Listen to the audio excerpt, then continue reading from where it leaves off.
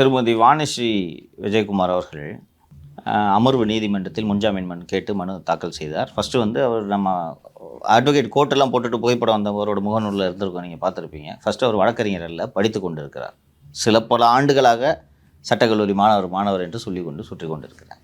நமது சார்பில், என் தாயார் சார்பில் வழக்கறிஞர் எனது நண்பர் திரு ராஜ்குமார் பாண்டியன் அவர்கள் இடையீட்டு மனு தாக்கல் செய்து உங்களுக்கு ஜாமீன் கொடுக்கக்கூடாது என்று வாதிடுகிறார்.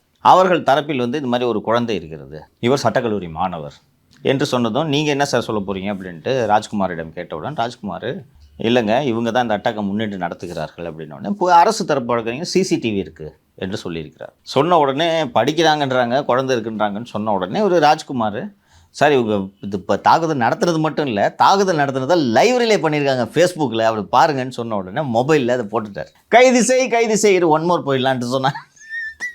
போட்டு காட்டின உடனே ஜட்ஜு அந்த வாணிஸ்ரீ தரப்பு வழக்கறிஞரை பார்த்து, லாஸ்ட் ஸ்டூடெண்ட் பண்ணுற வேலையாது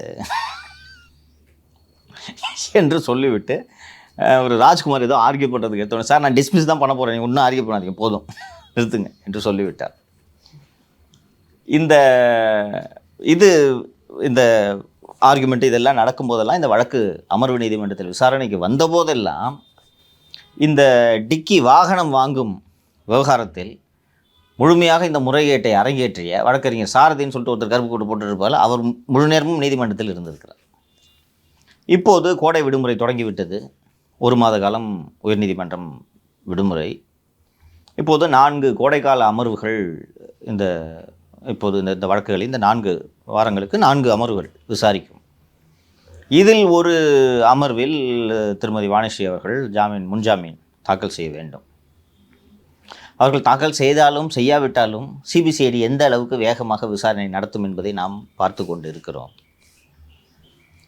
அண்டு செல்வ பெருந்தகை தரப்பிலிருந்து வாணிஸ்ரீக்கு எந்த விதமான உதவிகளும் செய்யப்படவில்லை, நிறுத்தப்பட்டு விட்டது.